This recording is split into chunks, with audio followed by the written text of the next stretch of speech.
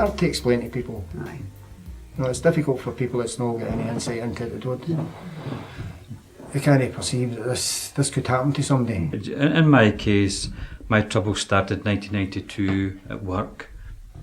It was very repetitive work and you could do it with your eyes closed, but I found it, and we were doing the same procedures in, day out, week in, week out, and despite it being so simple, I found I was forgetting how to do it, so I had to look up a manual. I was going into the kitchen and forgetting what I was going in, and I would stay in the kitchen for about 20 minutes.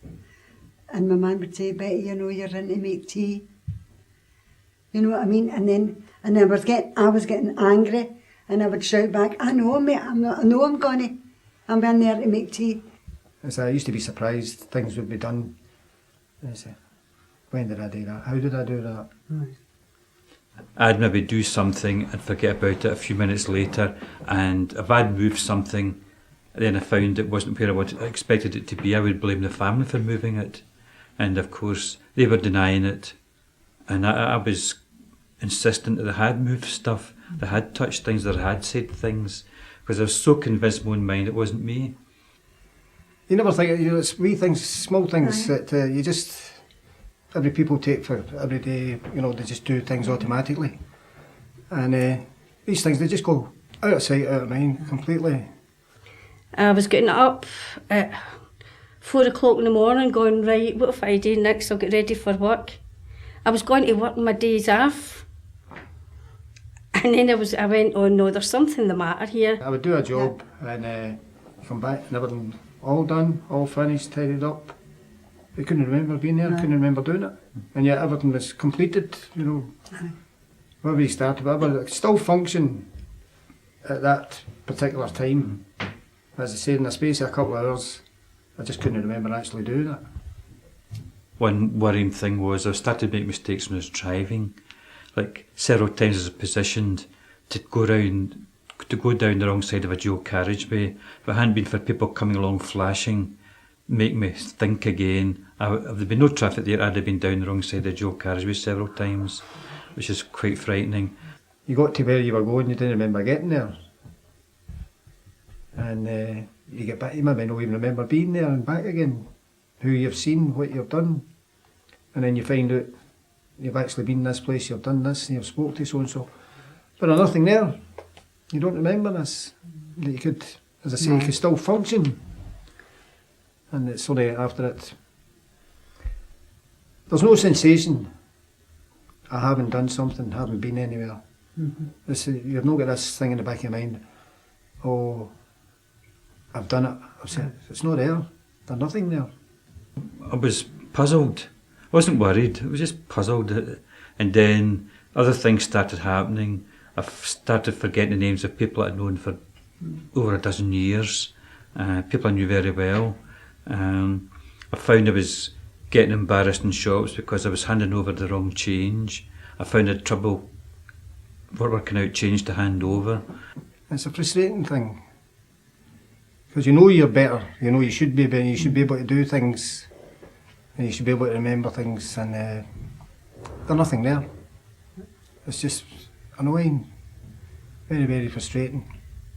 It's these people that they start thinking that they'll avoid you, pointless telling him this, or pointless asking him to do this, because he's not going to be able to do it, he's going to forget, he's not going to manage it. And as I said, they'll eventually just stop coming to see you, coming to ask you to do things. And it's very frustrating, very annoying. Then I started to get weepy. So when I went to the doctor, he went, oh, what's bothering me? Had something happened in the house? God, no, just maybe I've got too much to do. We'll cut it all out. Cutted it all out for 2 weeks. And I was still walking into the kitchen and walking back and walking in. And for a cup of tea, I would bring the tea in to write the milk. Now I put milk and sugar where I'm at the tea bag, where I pour the tea. But instead of that, I was going back for the sugar, bringing it back, going back for the milk. It was, I mean, no ordinary person would do that. I felt dead uncomfortable in amongst people that I didn't know. And at the time, not knowing why, because I was quite an outward kind of person. My wife saw something because she refused to sit in the car if I was driving, and she wouldn't let my son go out with me.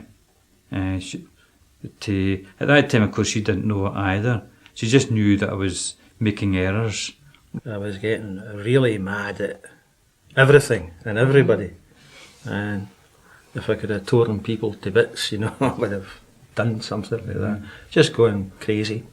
Then we went away on a holiday just after that. And that kept it on a kind of even scale for a bit. But then it just came back again, when I come back. And that was just about what it was all about. And we knew exactly what was happening. It did take some time before I found out a diagnosis of what was wrong. Because a lot of time I was just puzzled and just kind of, what's going on? What's wrong with me? But I had no idea of what it was. I had to write things. I had a wee bit of paper when I woke up, and it had the day and the date. Right. So as I could look at that and say, well, this is Thursday, this is Friday, and I've got such and such a thing to do today. Because when you woke up, it's a completely new day. The whole thing is new. There was no yesterday. That's right. You're just, from that moment, there was no connection to the past. Everything was just new. You had to start all over again. You had your wee list, your do's and don'ts. You have to collect this, you have to go there. Because you didn't really know. Everything was new every day. The appointments, if you hadn't it all marked down, appointments were completely forgotten. When I was at a meeting, I would look at the previous minutes and everybody was sitting, write down their names. So if I was going to speak to them, I'd look at the name, look at the drawing, then look at the name so I knew who it was. So you tend to adapt without actually knowing why you're adapting.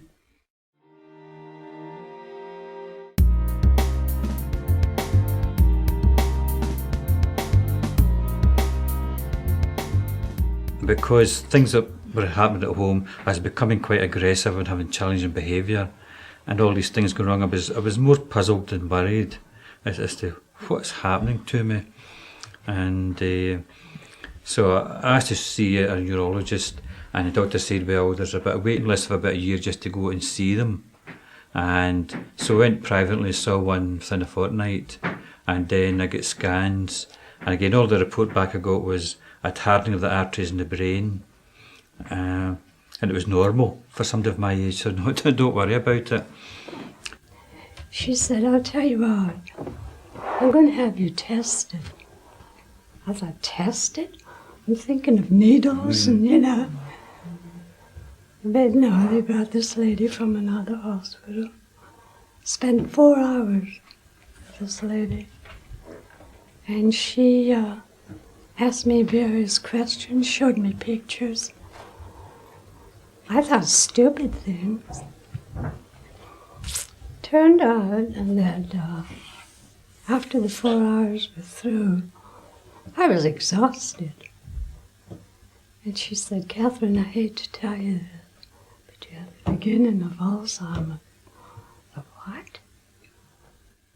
Then I eventually transferred to another psychiatrist, and they told my wife that he had dementia, but they didn't tell me till later, because once my wife told, things swung into place for Alzheimer Scotland. They were first in the door. In fact, they were in the door before I even knew dementia.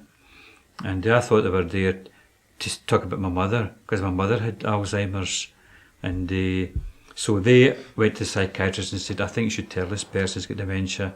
So eventually the psychiatrist told me, and it was like a thunderbolt, being told that, because I had an idea of what dementia was.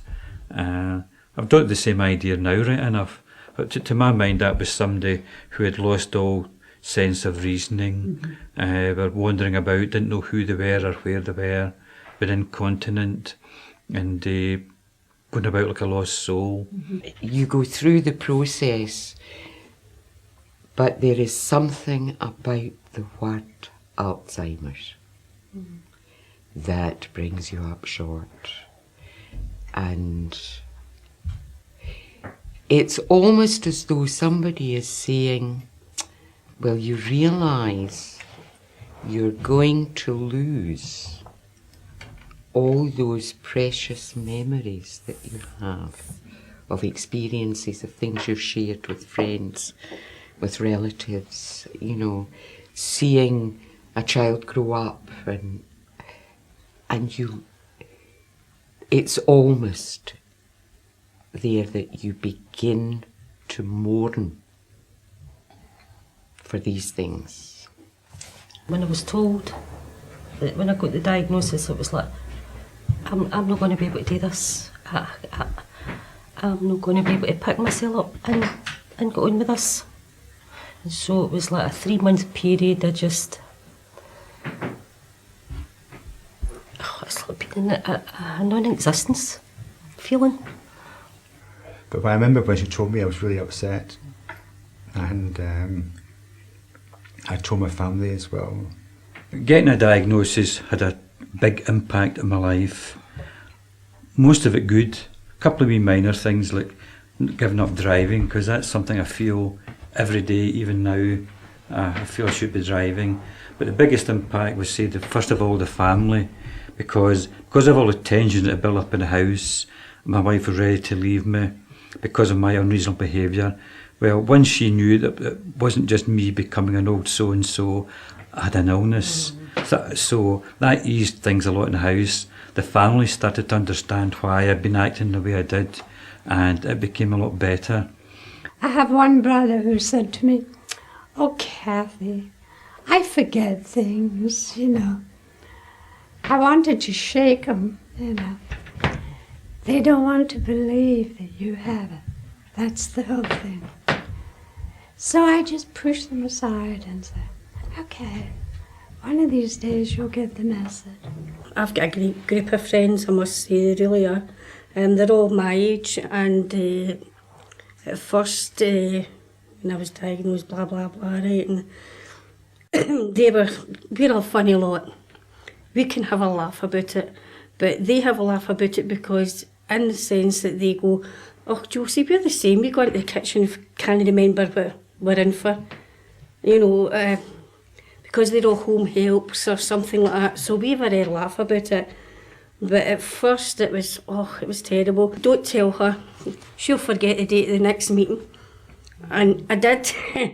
But I'm going, here she goes again, you know. But it's a joke. We get it all right as a joke. And it works well for us. It works well for me.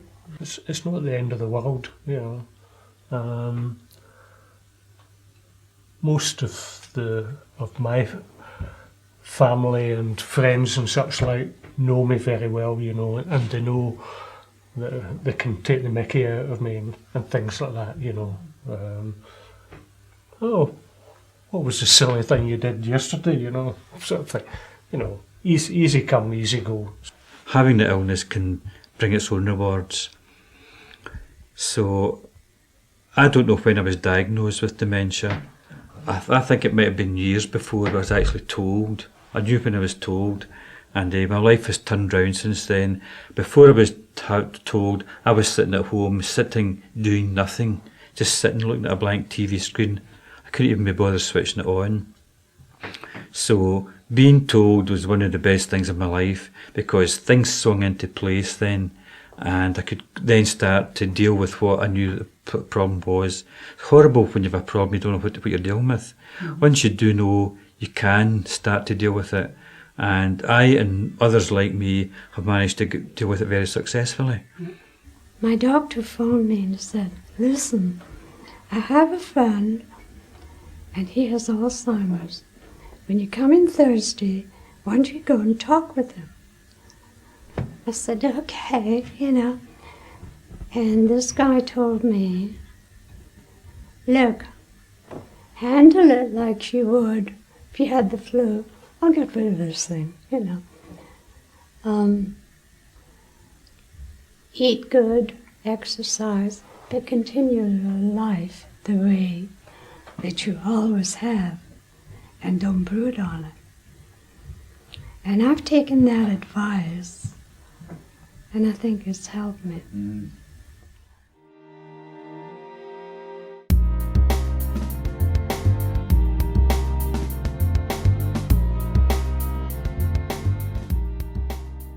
people don't understand just how bad it is. Frightening. It's absolutely greeting and jumping and doing all these sorts of things.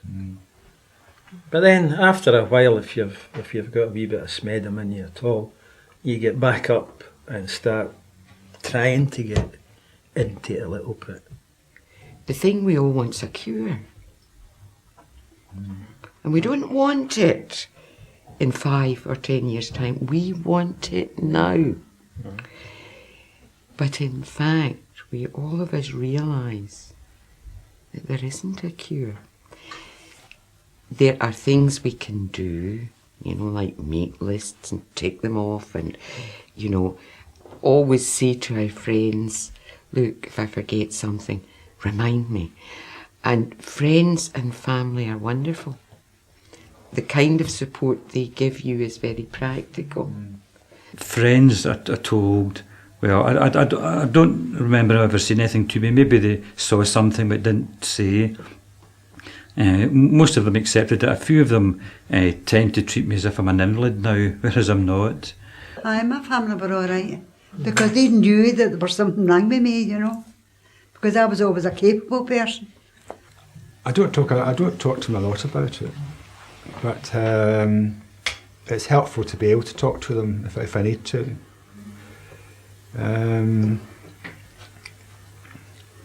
It didn't really affect my friends as such.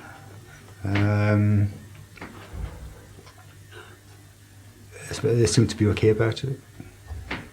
People that I knew that I classed as my friends out in the street, seeing them and going to approach them and crossing the other road or hello, and no conversation, just a nod and walk on, and these were people, well, I classed them as friends. I don't think they're afraid. I think they know nothing about the illness. They don't know how to deal with it. Just in the same way of a lady who loses her husband, and when you see her, you don't know what to say. Yeah. So sometimes you find it easier just to pass by and say nothing. But I think it really is a lack of knowledge about the illness, and what they should know is just treat us like you normally treat us. That's all we want. Yeah. I was actively involved in the community, going to council meetings, whatever. Now I don't do anything. Like, I still sit on a committee, but sometimes I'm there in spirit but no in mind type of thing, but they tolerate me. If I'm doing something at that particular time, whatever it is, doesn't matter what it is, I'll function the same way everybody else is. But I just, short time after it, can't remember doing it. I mean, you could paint a wall, whatever it happens to be, and you go away, you forget. And it's a big job painting a wall. you forget what you've done, you know. Who painted the wall? You did. I've got a son at 23 who spends an absolute fortune on designer clays for me to waste. I try to do a washing. Honestly, kid, I don't want them all watching me. I'm going to do this dishwasher powder in the washing machine, or bleach, or they all come out multicoloured and they all go in the bin. So it's like, you know, when you're trying to do something for yourself, but they're still watching you. And you try to get a wee break away from that sometimes, and you can't. Even simple things like, say you got a programme in 2 parts, a film in 2 parts, a part on the Wednesday, a part on the Thursday. You're pointless, because when you come to the Thursday, you can't remember what you watched on the Wednesday.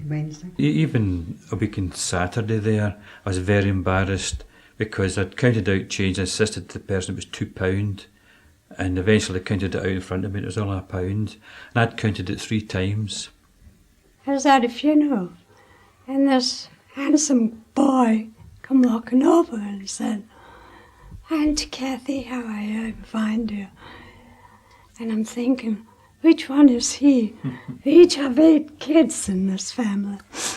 And so he said, "Do you remember when you sent me a cowboy outfit?" And I thought, did I send him a cowboy outfit? I said, oh yes, you know. I didn't know. I hadn't a clue. If I go somewhere with my husband and somebody go like, oh God, I've not seen you for ages, and I'll go, oh, I know her face, who is she? And he'll go, Josie, that's Mary, and you met her at the wedding. Oh God, right, aye, pleased to meet you. Because I know I'm only going to stand there for about a minute and a half, and they're going, how's the way, how's the grand, oh, smashing. But I can't remember anything, you know, about them. And then I'll get propped and I'll go like, I'll see you after, and you're away, you're out of that situation. But it's annoying. That's the situations that I want to know. What can you do to help yourself in that situation? You could be having conversations with people when you go out and they leave the room. And they're only away 5 minutes and you can't remember them being there. You don't remember speaking to them. You know, they'll come back and you just, oh, how you doing? We've seen you for a wee while. Just away 10 minutes. Oh, no. And it's literally a two saying, out of sight, out of mind. It just goes. It's never been a total disaster or anything like that, you know. I've done a lot of daft things, especially with time. You know, I haven't a clue. To ask me now if you want me to tell me what time it is. I haven't got a clue.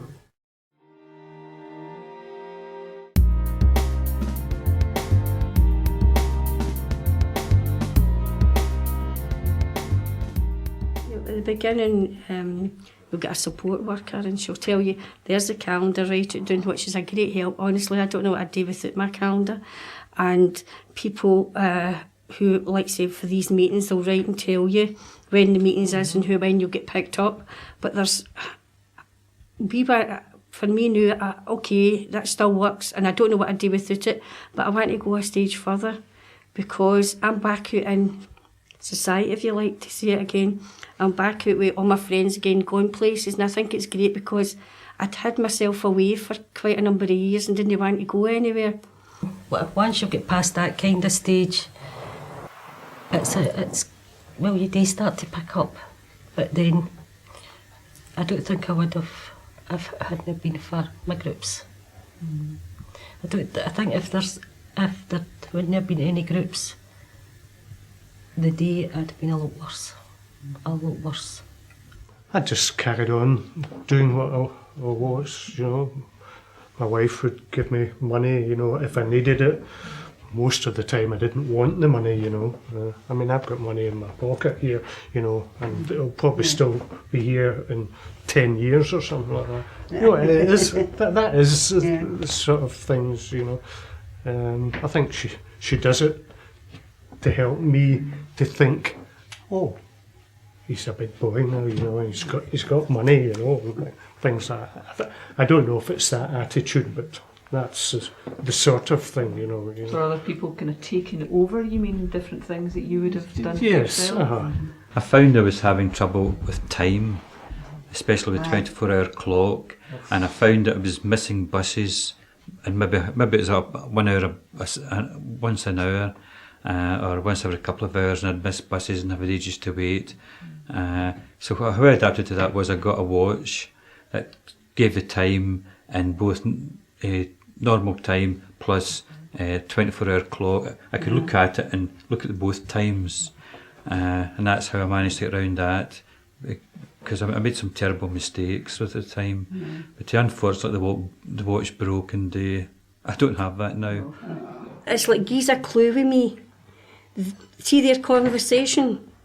I have to get their conversation maybe halfway through it. But I kid on, I know what I'm talking about, what they're talking about. And I'll go, oh, that's right.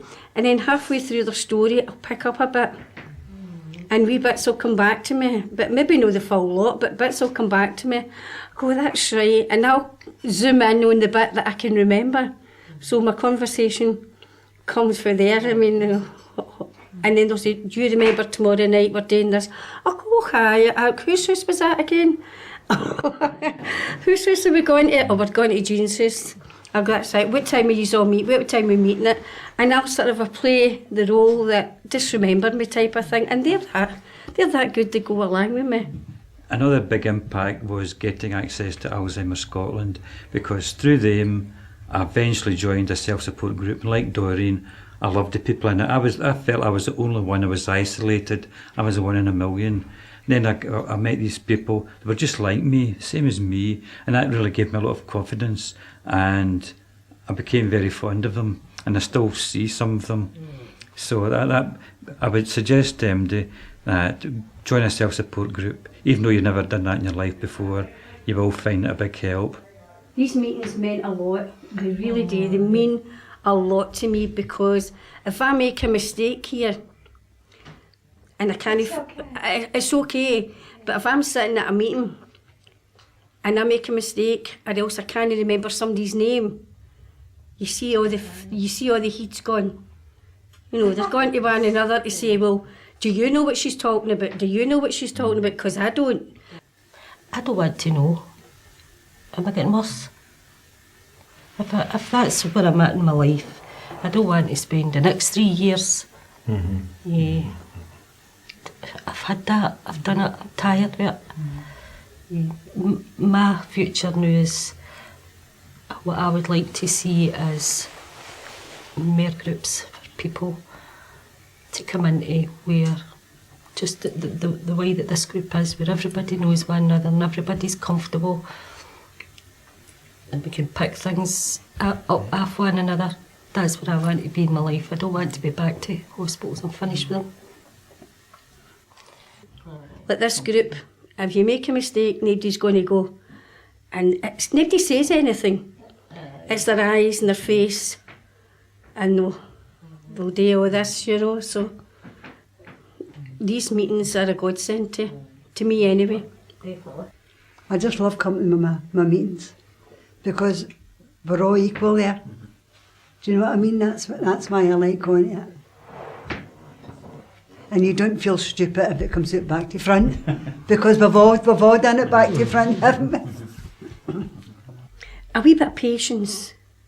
That's all we're asking for, because sometimes I can't get over how much I want to pay for my fare. And I'll just go, what is it to Sucky Hall Street now? I know how much it comes to Sucky Hall Street. But instead I go, one to Sucky Hall Street driver.